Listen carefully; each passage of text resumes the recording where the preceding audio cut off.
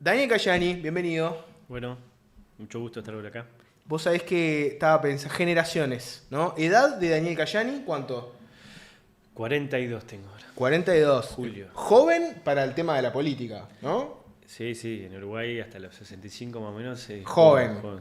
Y hay una. Vos sabés que me acuerdo. Estoy viejazo, estoy No viejazo. sé si fue El País, creo que fue El País, que hizo una muy buena nota, que era algo así como el Pacha Sánchez al poder. Y era un poco la historia del Pacha Sánchez, etcétera. Y ahí hablaba de la famosa generación del 96, ¿no? Una Sí. generación que arrancó en las ocupaciones estudiantiles y ahí estaba el propio Pacha, estaba Tati Sabini, estaba tu hermano, vos, Camilo Cejas. Y de esa Navarro. generación, si te fijas, hoy en día tenés dos senadores, un secretario de presidencia, un asesor presidencial pesado, fuerte, importante. Hablame un poquito de esa generación del 96. A ver, yo era más joven, en realidad, ¿no? Sí, yo estaba en el primer liceo. Pero en realidad es una generación que venía también articulando a nivel territorial. Nosotros nos organizamos también en el liceo 18, yo estaba en el IVO. El Tati también estaba en el liceo 18 con mi hermano, con mi otro hermano que no es tan público, el Juancito. Hay otro Cayani más. Sí, sí, sí, O pero sea, él no es más es. perfil bajo. Bueno, No, Cayeres hay muchos más. perdón, mucho me más. olvidé de decir que tu hermano es presidente de ANEP. Entonces, Sí, recién. sí, Entonces, esa generación fue una cantera. Sí, fue una experiencia linda. En realidad nosotros no propusimos para nada esto. En realidad, básicamente lo que hicimos fue empezar a militar socialmente, territorialmente, a nivel estudiantil. Y bueno, viste, cuando vos empezás primero a vincularte a los temas estudiantiles, los temas que hacen a las reivindicaciones más concretas, ¿no? Te falta, el baño está roto, los liceos ediliciamente no tienen todas las condiciones. Empezás a vincularte que eso es un problema con la política educativa tiene que ver con la política económica y la política del país. Y bueno, y a partir de eso empezás como a nuclearte un poco más en los temas políticos. Y ahí toda esa barra también siempre nos vinculamos o tuvimos como una visión con la izquierda. Ahora está medio en desuso, la izquierda más revolucionaria. Y el MLN para nosotros siempre fue como algo muy cercano, además teníamos muchos vínculos con algunos compañeros del territorio. Estás en el MLN, la además del cooperativa. MPP. Sí, sí, sí, yo soy Tupamaro, sí, sí. Soy Tupamaro. Soy ¿Qué, Tupamaro. qué significa pleno siglo XXI decir soy Tupamaro? Bueno, ¿Qué significa eso? yo creo que sí, es diferente quizás hace 40, 50 años. Es decir, la palabra Tupamaro viene de Tupac Amaru, ¿no? Y Artigas se lo consideraba un Tupamaro porque era alguien rebelde, ¿no? Que no. Y bueno, el MLN, el Movimiento de Liberación Nacional, tomó ese concepto para también identificarse también su lucha con una raigambre un poquito más de largo plazo. Y bueno, yo creo que ser Tupamaro hoy es reconocerse en las luchas por la igualdad, por los más desprotegidos, en otro contexto, con otras herramientas de lucha, porque hoy No estás para, hoy no estás para agarrar los fierros. y el salir MLN no se proponía tener parlamentarios en esa época, aunque hizo siempre política y tenía vínculos y de hecho tenía un sector político importante, no solamente a nivel estudiantil con el FER, sino también después lo que fue el 26 de marzo, el movimiento independiente 26 de marzo. De hecho, algunos senadores o diputados tenían que ver con eso y bueno, hoy estamos acá, hay otro contexto, la recuperación democrática, la lucha contra el neoliberalismo. Bueno, ahí fue parte de lo que nos encontró a los gurises que estábamos en esa época, éramos 15, 16, 17 años. Y después tener esa vertiente quizás de la visión nacional con un compromiso social más importante. Y bueno, y después empezamos a militar a nivel territorial y bueno, terminamos acá. ¿El Tupa te salta cuando te metes en temas internacionales? Que vos el periodo pasado estuviste muy metido en temas internacionales. A ver si yo te interpreto bien, ¿no? Vos tenés como esa visión a lo Mujica, ¿no? Latinoamericanista, mirás mucho a Brasil. El tema de la integración regional es un tema que nosotros trabajamos mucho. La visión de tener una mirada continental sobre los problemas que aquejan a nuestras sociedades, sí, sin duda, capaz que tiene una visión histórica. Pero hoy el contexto es diferente, ¿no? Es decir, Bueno, hoy no está de moda ser de izquierda en el mundo, ¿no? Es decir, más bien todo lo contrario. Hoy lo que pululan son las derechas, las ultraderechas o las versiones en cada uno de los contextos nacionales. Si uno mira lo que fue el 2004 y lo que es hoy los procesos progresistas en América Latina, lo contás con los dedos de la mano. Entonces creo que también ahí hay temas que hay que abordar, porque también es decir, el Uruguay es un país dependiente, vive, entre otras cosas, de sus exportaciones, ¿no? En términos económicos y además también en términos políticos. Tener un contexto político más adverso o menos adverso también puede servir para realizar algún tipo de otro tipo de iniciativas. Y bueno, esos son condicionantes. Para un análisis político tiene que estar presente y para nosotros también. Y vos sabés que cuando uno hacía la penca de posibles ministros, jerarcas, etcétera, y en mi penca estaba que te iba a hacer la Cancillería, ¿no? Tuviste del periodo pasado muy fuerte en temas internacionales, seguías lo que estaba haciendo la Cancillería de la calle Pou. ¿Hubo en algún momento un interés tuyo o del gobierno de Cayeni a Cancillería? Y lo que pasa es que no podemos llenar el gobierno de Cayeni, ¿no? Ya está. Ya tenemos uno ya en la NEM. No, a ver, yo soy un hombre de organización. Y cuando hicimos, entre otras cosas, pensamos el futuro de un posible gobierno, también definimos tarea.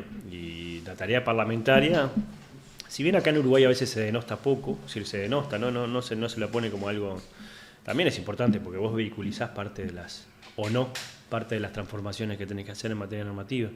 Y bueno, ya sabíamos que el Pacha iba a andar cerca de Yamandú.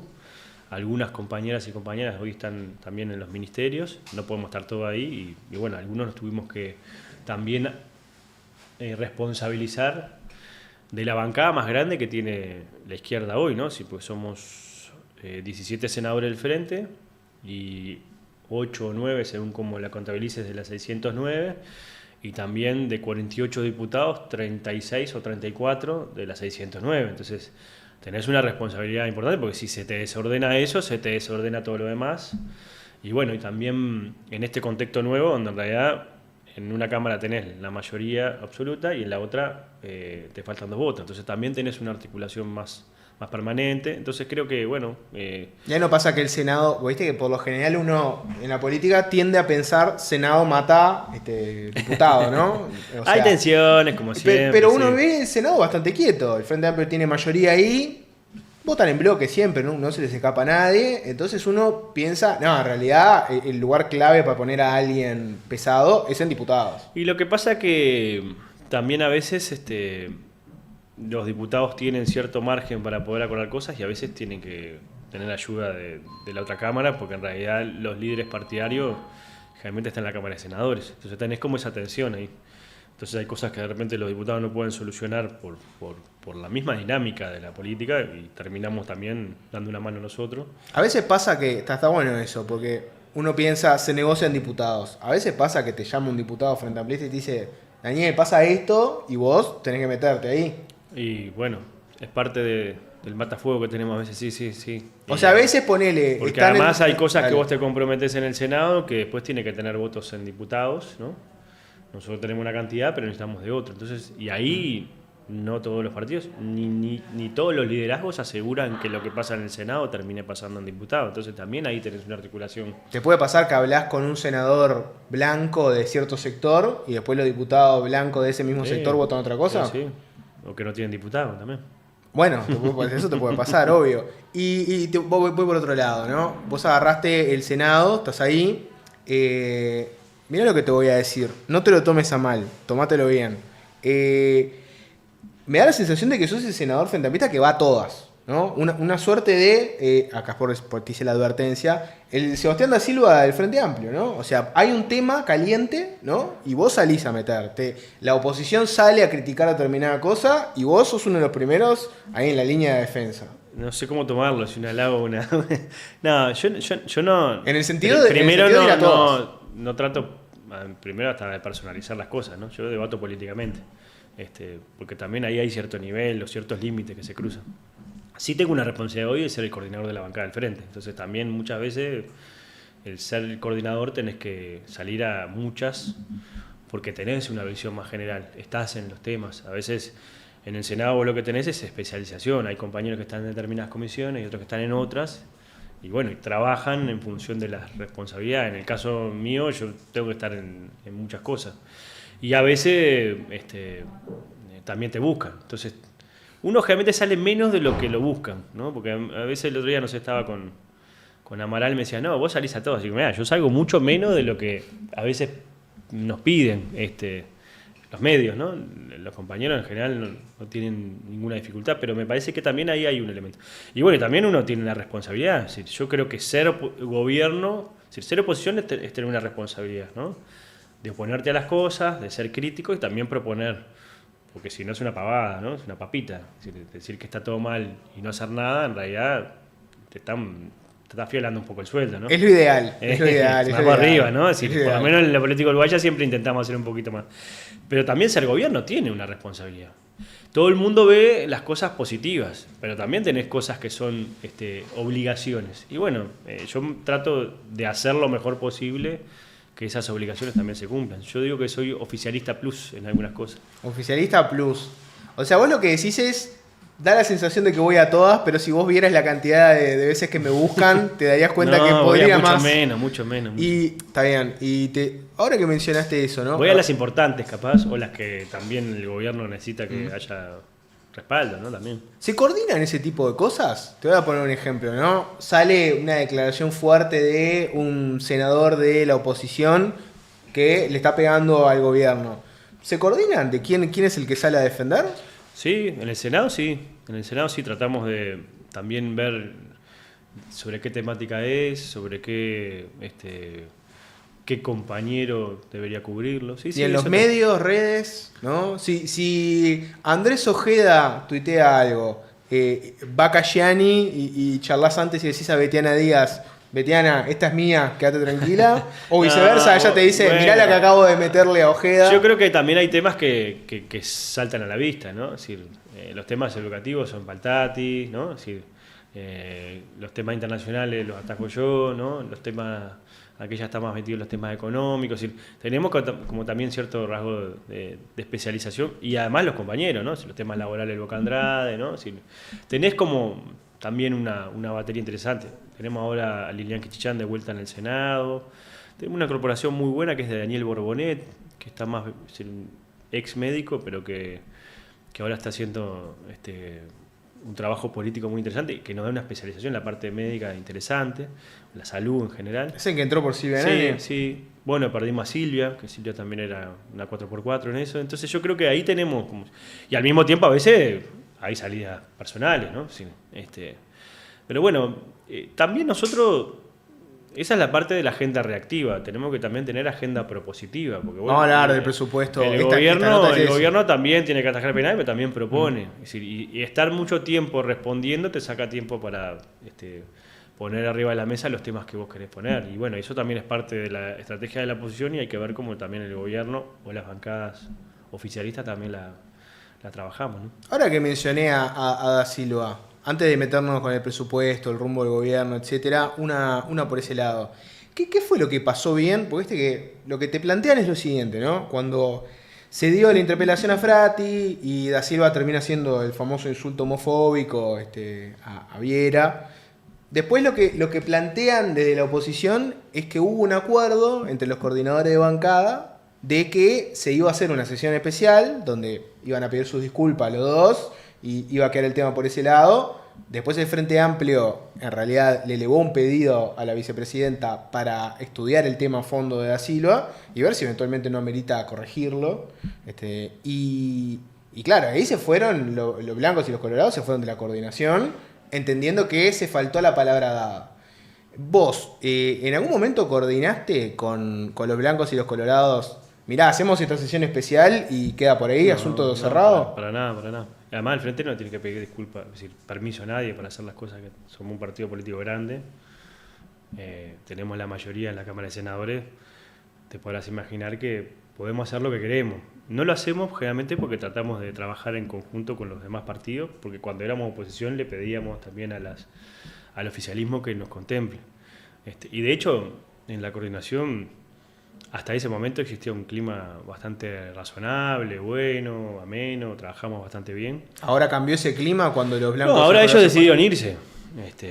Por tanto, la coordinación que sigue funcionando, porque en realidad nosotros nos vamos a juntar hoy, vamos a hacer reunión para establecer el orden del día de mañana y de pasado, por lo menos el martes y el miércoles en las próximas sesiones, también va a seguir funcionando. Lo que pasa es que en realidad acá hay un tema. Una cosa es el pedido de disculpas, que yo siempre lo dije públicamente. Yo valoro que tanto Da Silva como Nicolás Viera hayan pedido disculpas. Sobre todo Da Silva, que fue el mismo interpelante que terminó siendo que la interpelación por primera vez en la historia, por lo menos en la Cámara de Senadores, termina abruptamente por disturbios, ¿no? Eso no había pasado nunca, y que el que origina los disturbios es el miembro interpelante, que es el principal interesado de que la interpelación termine por lo menos con una conclusión. Y eso me parece que también hay un antes y un después. Primero porque además nosotros nos juntamos con los partidos Colorado y el Partido Nacional justamente para decirles, mire, nosotros podemos discutir todos los temas a fondo. Lo que no puede haber es un corrimiento de los límites con respecto a insultos personales, y que eso no se cumplió, porque en realidad empezó la interpelación y a los 2 segundos empezó una provocación y creo que corrimiento de los límites de manera abrupta por parte del senador Da Silva. Y bueno, lo que nosotros también dijimos es, bueno, primero corresponde unas disculpas públicas, no entre los legisladores, una disculpa pública en la sociedad, porque en realidad vos diste también un espectáculo, no porque en el Parlamento no se discuta, no tengamos diferencias y a veces incluso hasta se debata desorganizadamente, sino porque en realidad me parece que ahí corrimos un límite complejo. Y también tenemos que dar una señal. Pero nunca dijimos que eso significaba que el Frente Amplio no podía establecer algún tipo de solicitud de estudio de la corrección de los... Porque o sea, no hubo ningún acuerdo de que quedaba ahí. Para nada. De hecho, la propia sesión la citó el Frente Amplio de manera unilateral, ¿no? Hicimos una solicitud a la presidenta. Lo que sí hubo un acuerdo fue de que en realidad esa sesión termine bien, como terminó. Que me parece que también era importante, porque nosotros veníamos de una sección caótica y no podíamos dar una nueva imagen diciendo que en realidad nos íbamos a pasar factura sobre quién tuvo la responsabilidad y quién no. Pero después de eso fue la discusión. Pero después de que él se disculpó, ¿no? Partamos de la base de que lo que hizo estuvo muy mal, ¿no? Que es cierto. Después de que él se disculpa públicamente y en el Senado le pide disculpas a Viera, a la sociedad, al cuerpo legislativo, después insistir con el tema del tratamiento, de ver si lo corrigen o no, que no están los votos para hacerlo, porque tenés una mayoría especial que no necesitas esa mayoría y no la tenés. ¿No era como medio una provocación innecesaria, tomando en cuenta que se venía la discusión del presupuesto y todo? O sea, cortaste un puente antes de que tuviera que discutir el presupuesto. ¿Por qué decir que cortás un puente? Y porque si él pide disculpas, parece que el asunto queda laudado y después insisten... Yo no veo que sea cortar ningún puente. ¿No? Es decir, en realidad lo que vos haces es decís, este tema debe ser analizado por una comisión, la comisión tendrá que tomarse el tiempo para analizarlo, ver si amerita tener algún tipo de sanción. Por supuesto que no íbamos a promover la expulsión de un senador por este tipo de cosas, pero en realidad, sin duda, no creo que eso termine explicando, que para mí es otra reacción, porque en realidad no es la primera, ¿no? Es raro que en menos de 4 o 5 meses, si bien es un órgano que no está reglado por el funcionamiento del Parlamento, los partidos políticos se retiren de la coordinación de bancada. 4 o 5 meses, ¿no? Sí, fue rápido. Se sintieron ofendidos.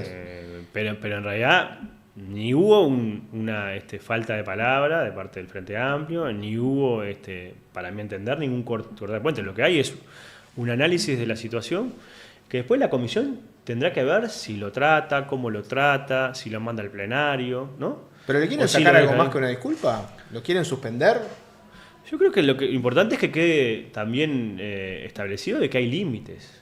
Vos decís que fue más para poner un precedente. Hay límites, ¿no? Es decir, a ver, los legisladores además tenemos un estatuto diferencial, no podemos ser responsabilizados penalmente por nuestros dichos dentro de sala, eso está bien, porque si no, sobre todo la oposición, podría ser motivo de persecución por parte del gobierno de turno. Y eso es una cosa, eso está bien. Ahora, ¿eso quiere decir que vos no sos responsable por nada de lo que haces? No. Sos responsable ¿No? políticamente. Bueno, está, y es eso. Bueno, hagámonos responsables. Yo creo que incluso esto sirvió porque Da Silva, que tenía una expresión pública muy fuerte, también, en cierto sentido, bajó un poco, sobre todo, no su posición y sus opiniones. Sus opiniones puede decirlas todas las que quiera y para eso también está la oposición, justamente, para expresarlo y para que lo haga libremente. Vos decís que bajó la pelota al piso. Y yo creo que sí, eso sirve. Y para mí eso también es un buen antecedente. Porque en realidad, en esto además de relacionamiento político hay relacionamiento personal. Yo tengo relación personal con casi todos con todos los integrantes del Senado y de diputados, en realidad, porque es parte de mi tarea. Y con Da Silva también. De hecho, hablé con Da Silva, incluso después del lío, ¿no? ¿Qué le dijiste? Y le dije que me parece que se había equivocado. Me imagino que lo dijiste con otras palabras, pero te equivocaste, sí, Sebastián. En un diálogo reservado, sí. Y él lo reconoció. Y también me parece que fue bueno el gesto que él tuvo. Yo lo valoro. En eso yo tengo registro. Y yo no soy tampoco punitivista, ¿no? Si para mí esa idea de que en realidad todos tienen que ser penados por... Yo me he equivocado 200 veces y me voy a equivocar 300 veces más. Se pide disculpas y a seguir. Bueno, y yo creo que también es una señal que vos tenés que dar, ¿no? Es decir, me parece que hay que, en la medida de que es uno, yo parto de la base de que las disculpas son sinceras, no voy a partir de la base de que no lo son, entonces,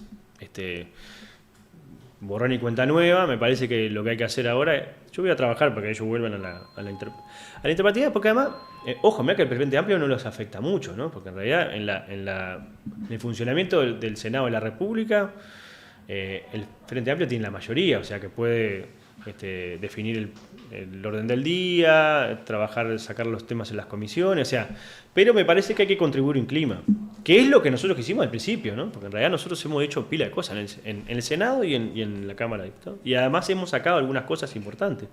Hemos hecho acuerdos con respecto a la integración de la Institución Nacional de Derechos Humanos, ahora tenemos que resolver, porque con esta nueva integración de la Institución Nacional de Derechos Humanos, uno de los que va a asumir va a ser el actual comisionado parlamentario. Creamos una comisión para designar un nuevo comisionado parlamentario que en octubre va a tener que estar pronto. O sea, nosotros también tenemos que ir resolviendo, tenemos que definir, ya definimos algunos integrantes del Tribunal de la Contencioso Administrativo, tenemos que definir algunos integrantes de la Suprema Corte de Justicia. Y bueno, eso necesita un clima. Así que yo no soy cristiano, pero va a haber que ponerle otra mejilla para que los demás integrantes de las oposiciones puedan integrar de vuelta la coordinación. Vamos a meternos con el rumbo del gobierno y después directo al presupuesto. Así, en general, ¿y cómo te parece que viene el rumbo de este gobierno? Bien. Va de menos a más. Yo creo que es un gobierno diferente al anterior, que tenía un exceso de anuncios, ¿no? Anuncios, tras anuncios, y que eso generó un desgaste en la sociedad. Creo que es uno de los motivos de por qué la gente terminó como hartándose y también votando otra propuesta política. Este es un gobierno más prudente, más dialoguista, con una visión más sensata en algunos temas, no tan refundacional, quizás menos épico, ¿no? ¿Menos ambicioso? No, yo creo que lee bien la etapa. ¿Cuál es la etapa de este gobierno? Y bueno, yo creo que este es un gobierno de reconstrucción nacional, ¿no? Para mí en el periodo pasado se rompieron cosas, ¿no? Se rompió el diálogo político entre el gobierno y las oposiciones. De hecho, no hubo grandes acuerdos de nada, ¿no? Y de hecho dialogaban un poco entre las propias gobiernos, si algo que ha quedado claro. Se rompió parte del tejido social, la violencia en nuestra sociedad, algunos aspectos que hacían a los temas de acceso a la salud, a la educación. Se rompió el desarrollo del trabajo de calidad en el conjunto del Uruguay, y eso también genera problemas en el tejido social. Bueno, eso es lo que estamos intentando reconstruir, y bueno, y que además el que venga después, además que se rompió los números de las cuentas públicas, ¿no? Porque quedamos con los números bastante desordenados y en rojo. Y bueno, esas cosas son las que hay que reconstruir. Capaz que no tiene mucho sex appeal, ¿no? Sí, no te calienta mucho, pero yo creo que también uno tiene, además de ideas y anhelos, también tiene responsabilidades en un momento dado, ¿no? Y bueno, creo que eso también es parte de lo que nosotros estamos haciendo. El día de mañana estás en un comité de base, ¿no? Y hablan muchos dirigentes, o vas a ser uno de los que va a hablar, y antes tuyo habla uno que básicamente dice un discurso que sería algo así, ¿no? Dice, compañeros, miren que los números están muy complicados, la situación internacional está complicada también. Les soy sincero, miren que este va a ser un gobierno muy tranquilo, mucha reconstrucción, mucho poner la casa en orden, no tenemos mayoría, así que no esperen mucha cosa. La idea es recomponer y la que viene ganar fuerte con mayoría. Pero ojo que ser prudentes no es decir que no va a hacer muchas cosas. No estarías de acuerdo con esa... Claro, no estarías de acuerdo. No. Y además yo creo que una cosa es tener bien calibrado cuál es la tarea de la etapa y otra cosa es decir que no vas a hacer nada. Yo creo que sí, vamos a hacer muchas cosas. De hecho, que exista un bono escolar para que los gurises hoy que vayan a la escuela, los están más vulnerables, su familia, reciban 2.500 pesos. Ahora, capaz que para muchos no es nada, para esos gurises es muchísimo. Que se haya devuelto parte del adelanto que se les daba en julio a los jubilados y después se los descontaba en enero. Algunos dicen son 400 pesos, capaz que para nosotros o para muchos es poco, para mucha gente es mucho, porque además demuestra una sensibilidad, ¿no? Y un rumbo, que al mismo tiempo que estás ordenando también está. Y yo creo que sí, que vamos a tener muchas cosas, muchas concreciones. Yo creo que va a haber también temas que van a estar interesantes. Yo creo que va a haber me animo a decir, ¿qué día es hoy? Podemos decir que para que quede en el archivo, va a haber una revolución del transporte metropolitano en este periodo. Que va a ser muy importante, sobre todo para aquellos que se movilizan de Montevideo a Canelones, que gastan casi 4 horas de su vida para ir a 45, 50 kilómetros, lo cual es impresentable. Y eso va a haber una apuesta fuerte, no solamente en materia de mejorar la gobernanza y la coordinación, sino también de infraestructura y obras. De un proyecto. Sí, de un proyecto. Ya sea tren, ómnibus rápido. Va a ser un BRT fuerte. Y creo que ahí vamos a tener un cambio de paradigma serio, ¿no? ¿Tenés algún dato de cuál va a ser el proyecto? ¿Cuál es el que Tengo pila, pero no me corresponde a mí informarlo, lo van a tener que decir las autoridades competentes, pero estamos trabajando. Pero te puede corresponder tirar una puntita. Lo que sí se va a reducir significativamente los tiempos de traslado. ¿Tren u ómnibus? ¿Qué es lo mejor?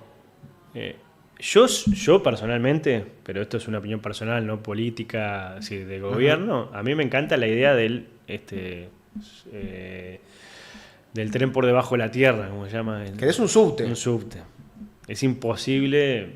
No se puede hacer por un tema de cómo es el suelo y todo. Y es caro, ¿no? Es caro, eso sí, es caro. Pero esa es la que a vos te gustaría. Eso es lo que a mí me gustaría. ¿Vos te gustaría si yo fuera intendente de Montevideo o presidente de la República, haría un subte. Pero hay una novedad muy grande sobre que vos podés soterrar parte y hacer como ómnibus más grandes, que se llama en inglés BRT, ¿no? Ómnibus rápidos, y que además podés trasladar más gente y podés hacerlo que muchas paradas que hoy se realizan, o porque en realidad la vía está ocupada. Vos fíjate que para 18 de julio, de Independencia al Obelisco, aumentó casi 10 o 12 minutos los tiempos de traslado, ¿no? Y además, creo que hay algún estudio que dice que de los 360 días, casi 4 meses al año está ocupada, o por alguna actividad que organiza el gobierno departamental o municipal o nacional, por manifestaciones, ¿no? Y por tanto eso es un problema para la gente que se traslada todos los días. Entonces, ¿cómo conviven esas dos actividades, las actividades sociales, pero las actividades de traslado? Bueno, ahí también hay tecnología que se va a poder aplicar, pero bueno, seguramente cuando se conozca un poco más, y eso ahí va a haber una apuesta fuerte, va a haber una apuesta fuerte también en recuperar parte de la infraestructura de salud de nuestro país, en Montevideo y en algunos departamentos importantes, Maldonado y Salto. Ahora nos metemos en las cosas concretas del presupuesto. Te hago un parantes vinculadas al rumbo del gobierno. ¿Qué postura tenés con respecto a la propuesta del impuesto del 1% al 1% más rico? Yo creo que a veces nosotros discutimos mal, ¿viste? Yo soy de la izquierda, que provenía que más que discutir eslóganes, discutía los temas más de fondo, ¿no? Porque discutir instrumentos porque sí, está bien, pero me parece que es como digas, bueno, yo en realidad para mejorar el problema de comunicación tengo que tener un buen micrófono. No, tenés que tener un buen contenido, tenés que tener una buena propuesta y además tener buenos micrófonos, porque si tenés unos micrófonos que no transmiten es una macana. Pero todo parte de la misma premisa, es que quiero comunicar. Bueno, entonces, ¿no? yo creo que la discusión sobre la equidad y cómo mejoramos los niveles de igualdad, yo creo que es oxígeno puro para la izquierda y es necesario. De hecho, yo soy los que lo digo sostenidamente, es decir, hubo un proyecto de modernización y creo que hasta de izquierda, mirado hoy desde la perspectiva, incluso con el diario del lunes, de las más transformadoras de nuestra historia, que fue el vallismo, ¿no? La ley de 8 horas, la posibilidad de que la mujer vote, las empresas públicas, la creación de los consejos de salario, la UTU. Es decir, era un proyecto de sociedad modernizada con una visión bastante mucho más inclusiva.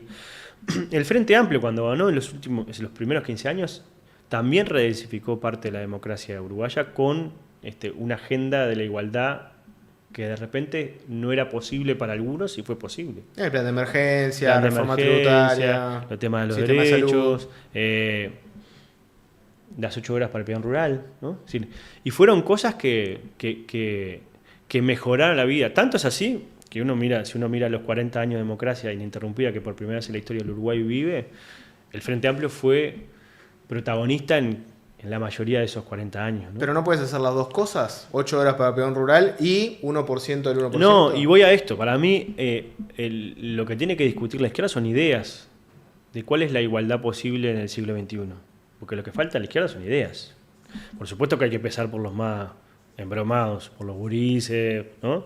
Por las mujeres, que son las que sufren más en carne propia la situación de desigualdad. Y ahí, sin duda, vos también necesitas recursos, ¿no? Pero también tenés cómo te afectan a vos en el área más importante que tiene cualquier ser humano, que es la inclusión en una sociedad a partir del trabajo, ¿no? A ver si te entendí bien. Vos decís, quiero discutir en qué gastar la plata. Claro, yo quiero discutir la agenda, ¿no? Yo quiero discutir la agenda, agenda, porque en realidad lo que está faltando en la izquierda son ideas, ¿no? Pero es una idea polémica esta en la izquierda. O sea, vos que sos Tupamaro, los Tupamaros antes querían nacionalizar, el instrumento no. Cobrarle 1% al 1%. El instrumento no. Me parece que si no tiene fondo, si no tiene robustez, puede ser un eslogan, ¿no? Entonces, yo creo que más que discutir sobre los eslogans, tenemos que discutir sobre las ideas y después ponerle.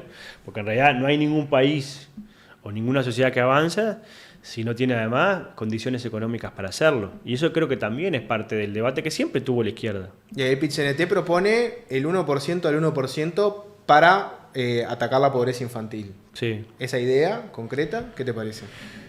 Que es una idea, está bien, la idea está bárbara. Ahora, ¿la compartís? Por supuesto, ¿cómo no voy a compartir que haya más equidad tributaria?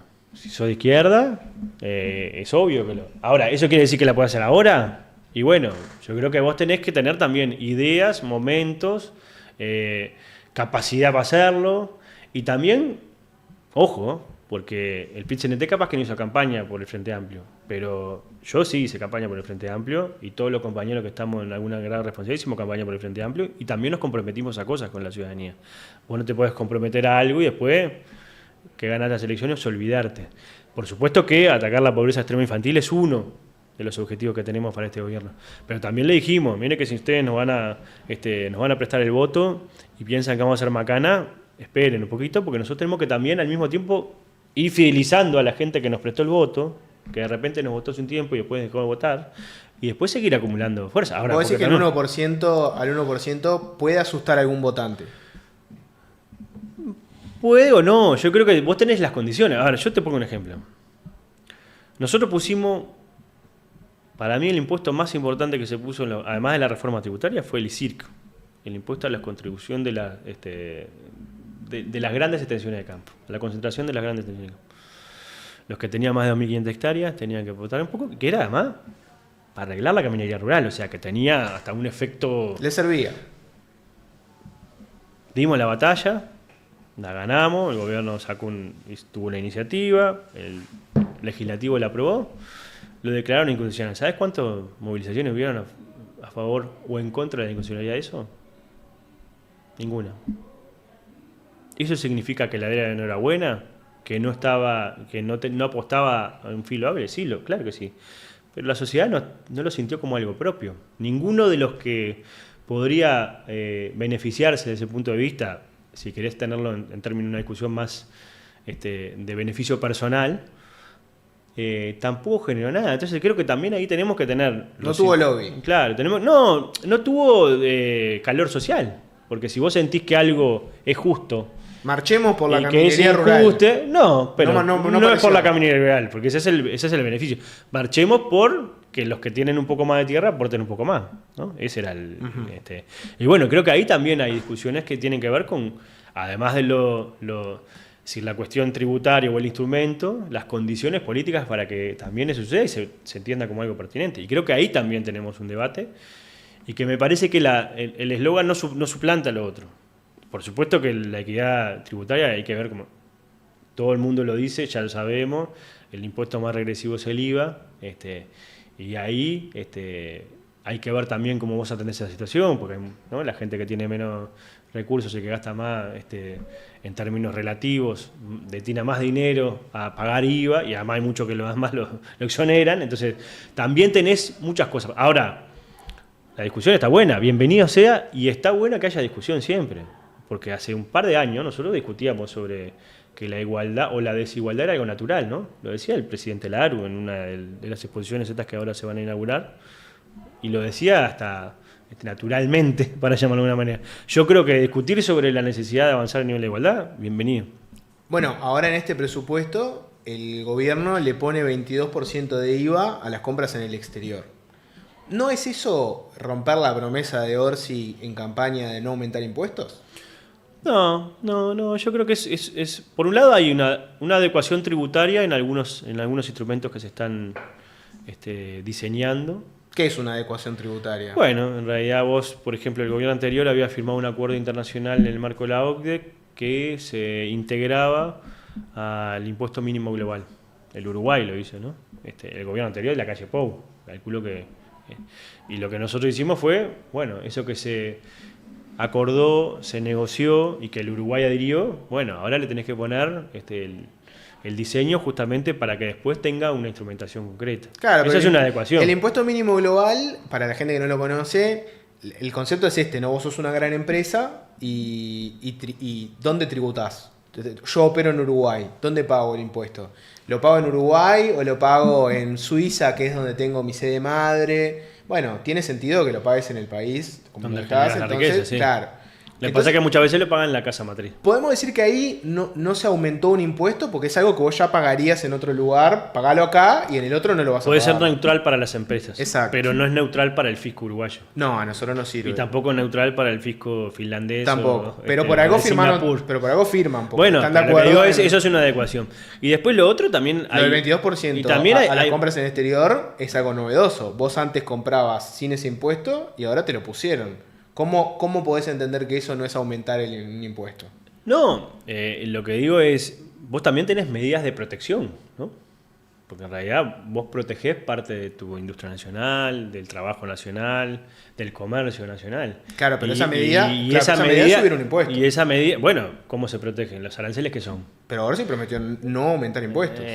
No crear nuevos impuestos. Pero vos estás Prometieron hablando- aumentarlos también. Planteando... Pará, no dijo eso. Dijo que no iba a crear nuevos impuestos. Pará, ya le está llevando a que en realidad es Vamos al prácticamente que un liberal que iba a eliminar impuestos. Vamos al bar. Lo que sí es verdad. ¿Cuál es la palabra lo que exacta de Orsi? Lo que dijo, esto es una herramienta. Que además lo piden. Mirá que como para que coincida el PIT-CNT y Sí. la Cámara de Comercio, ¿no? No lo pide la gente que compra ropa en Temu, ¿no?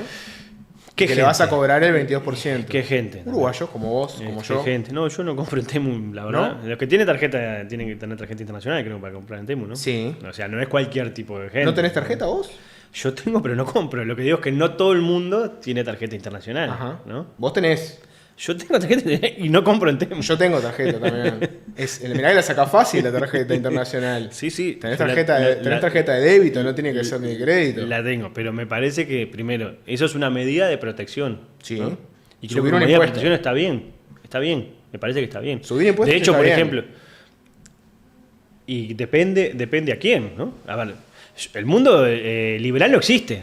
No. Por algo existen los aranceles, existen las Exacto. cuotas de importación, existen los impuestos, y yo no reniego esa discusión. Ahora lo que te digo es, una medida para proteger al comercio nacional, al trabajo nacional, porque después lo vas a pagar o por subsidio al desempleo, o porque en realidad va a tener que fomentar algún tipo de comercio que no se puede erradicar. Es decir, entra por un lado o por el otro. Podés perder puestos de Ahora, trabajo. no con esta existe, onda, no sí. existe tampoco el comercio, también existe el dumping, Se ¿no? entiende, Que es parte obvio. de lo que hacen. ¿Está bien? Yo creo que sí. Está Para la bien. gente que no lo conoce, dumping es, por ejemplo, hay gente que lo que te dice es, con Temu, China lo que hace es que puede producir muy barato, de hecho puede No, hacerlo producir ya produce muy barato. Lo que te hace es te los vende a pérdida lo puede hacer a para pérdida. inundar el mercado. Vos te fidelizás y eventualmente te van a subir ese precio y se acabó el Temu Y barato. después hay otra discusión, que también está buena darla, que es el costo de vida en Uruguay. También. ¿Por qué es tan cara la ropa También, acá y eso no también. en China? Y está el ejemplo de la pasta de dientes, ¿no? Que vas al Chuy y te sale 100 pesos y acá te sale 300. O sea, esa discusión hay que darla. ¿Cómo vos mejorás las condiciones para que los uruguayos, además de puedan ganar mejor, además de que tengan trabajo, y tengan trabajo con determinada calidad, ¿no? Sin determinados derechos? Porque eso también es lo que termina minando algunas. Si ¿no? vos tenés un país Cuando vino donde- Uber acá, todo el mundo decía, la libertad. Sí, pero bueno. No tenían derecho, no estaban en cajas. Si vos Y tenés de en- hecho vas a cualquier país de América Latina y es lo que pasa en la mayoría con Uber. Si vos tenés en Uruguay. China un país, por ejemplo, que tiene derechos laborales muy frágiles, donde la gente trabaja... O tiene costos de producción ¿no? diferentes. Y está. Porque si vos tenés un mercado de 1.000 y pico de millones de habitantes, bueno, la escala es diferente. O sea que para vos subir el impuesto 22% de las compras en el exterior está bien. Bueno, si vos si querés que te haga el mismo razonamiento, lo equiparás a las compras nacionales. Bien. Y Es una adecuación de las te leo, fuimos al bar, te leo textual, ¿no? ¿Qué es lo que dijo Yamandú Orsi en su debate con Álvaro Delgado? Palabras textuales. Hicimos en su momento la reforma tributaria, simplificando y resolviendo de una buena vez el esquema tributario nacional. Y aclaro, no vamos a aumentar los impuestos. ¿Está bien? Esto es una adecuación. Acá lo son, pero es un aumento de impuestos. Adecuás el pago de IVA que vos haces en los comercios nacionales, a este caso. ¿Cómo la lo plataforma. adecuás? ¿Bajó? No, lo que haces es que la misma producto tenga el mismo impuesto. ¿Qué es cuál? Más. El IVA. ¿Y qué hiciste? ¿Lo bajaste? No, tiene el mismo IVA para la compra nacional que para la compra internacional. O sea, paga el 22%. ¿Cómo hiciste para igualarlo? ¿Lo bajaste o lo subiste? Lo adecuás a la compra internacional. ¿Cómo lo adecuás? ¿Subiéndolo o bajándolo? No, es el mismo IVA, el 22 y 22. Claro, y antes no no le lo pones tenía. un IVA especial. Es un Exacto. IVA. ¿Antes cuánto tenía de IVA? Antes era una franquicia. Ahora ¿Cuánto lo que vos te- haces es cuánto le pagabas? aumentás la capacidad. Pero bueno, yo qué sé. Cero, ¿no? En la franquicia se permitía que vos podías comprar hasta determinada Sí. cantidad de dinero y en función de eso no pagaba IVA. Y después de determinada cantidad de dinero sí. O sea que en realidad no es que no tuviera, es que tenía para determinado nivel. Pero si antes de no- compra. si antes pagabas eso vos ahora cero. lo que haces. Bueno, pero a vos te puede gustar. No, eso No, es yo te el pregunto. argumento. Yo lo que te digo es. Si antes el pagabas cero y argumento ahora es- 22. el ¿Qué argumento- pasó con los no, impuestos? No, pero ¿Subió? bueno, eso sí, además te lo traducen a precio. Porque en realidad lo podría asumir la propia plataforma, en realidad Sí. también, ¿no? Sí, no necesariamente. ¿No se equivocó Orsi en prometer no subir los impuestos? Siendo que tenía a Odone al lado toda la campaña diciendo... O'Donnell siempre fue "Prometer claro. esto O'Donnell es siempre- irresponsable". no, lo que pasa es que acá Ahora hay vos un tenés que hacerme una tema, voltereta para no hay un admitirme que tema, suben hay los un te- impuestos. no, hay una adecuación. Lo que pasa es que también acá hay una utilización política en elecciones sobre el tema de impuestos y la izquierda. La que ha creado más impuestos en la historia de nuestro país ha sido el Partido Colorado y el Partido Nacional. De hecho, el Partido Nacional inventó el impuesto al patrimonio, ¿no? Y bueno, vos tuviste 20 años de gobierno y los otros por dos ta- tuvieron y por toda la tanto, historia del no, país. bueno, el Partido Nacional no tuvo tanto, creo que tuvo No, hasta menos. pocas hasta veces, mitad. pocas veces. Y de hecho siempre se le indica a la derecha, a la izquierda, que ser promotor de... Que no quiere decir que esté mal tener un ajuste o tener un equilibrio tributario No. o mayor equidad tributaria. Eso hay que hacerlo. Pero Orsi cayó Está en bien. esa trampa. Ahora, discutirlo en las elecciones, Claro, se discutirlo dejó- solamente en las pero Orsi elecciones. pero Orsi se dejó correr con la de ustedes Orsi suben lo impuestos. que dijo fue flaqueó lo y que dijo, no, corresponde. me comprometo a no subirlo y ahora lo sube. Entonces, No lo cometió sube un porque error. el IVA es el mismo, lo único que se hace es adecua. Son cosas diferentes, el lenguaje tiene su función y construye también realidad. Ajá. Así que Yo lo que te digo es... Yo soy materialista, pero no. Obvio, yo lo que te digo es, porque Orsi prometió no subir los impuestos, ahora están buscando cualquier cosa para decir que pasar de 0 a 22 no es subir. tuvimos un gobierno ¿entendés? anterior que dijo cualquier cosa sobre los impuestos e hizo cualquier cosa sobre los impuestos. ¿no? ¿Y eso estuvo bien o mal? espantosamente mal. Decir una cosa y hacer otra está Espantosamente mal. mal, espantosamente mal. No, lo que está mal es mentir, ¿no? Otra cosa es tener, en función de una realidad, tomar determinadas definiciones y también tomar determinadas medidas. Ahora, porque si no, ¿qué vas a hacer? ¿Te amputás la posibilidad de proteger el trabajo nacional? Ahora sí se la amputó porque dijo que No, iba no a se la subir amputó si la impuestos. estamos haciendo. Lo que Y vos tuvo tenés que hacer, mentir, lo que vos tuvo tenés que que hacer. mentir. No tuvo que mentir. Es como cuando la calle dijo, no voy a subir la edad de jubilación.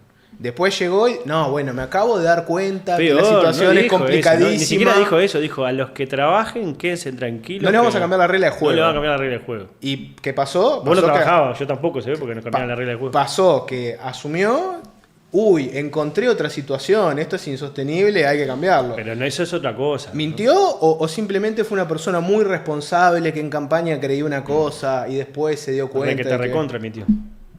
Y Orsi como te dice que no te sube un impuesto y después te lo sube, ¿qué es? Pero, a ver, el fenómeno TEMU, como está hoy, estaba en los mismos guarismos de consumo en las elecciones nacionales y internas que ahora. Temo ya existía. No, pero en Uruguay. Si estaba igual, Sí, en los fenómenos viene de aumentando consumo, sostenidamente.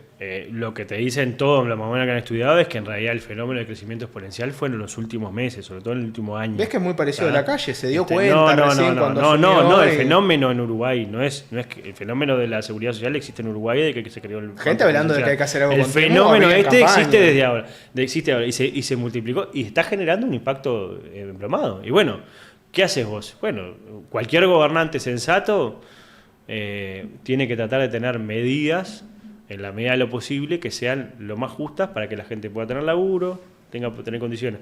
Ahora, ¿eso significa que mintió? No, creo que no, porque el fenómeno no estaba en esos guarismos y en esta medida. Y además, repito, esto es una adecuación de las compras nacionales a las compras de Temu.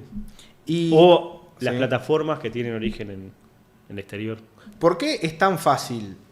¿Por qué es tan fácil para el gobierno subir 22% a las compras en el exterior para proteger la industria nacional y proteger el comercio local? Cosa que parece que está buena.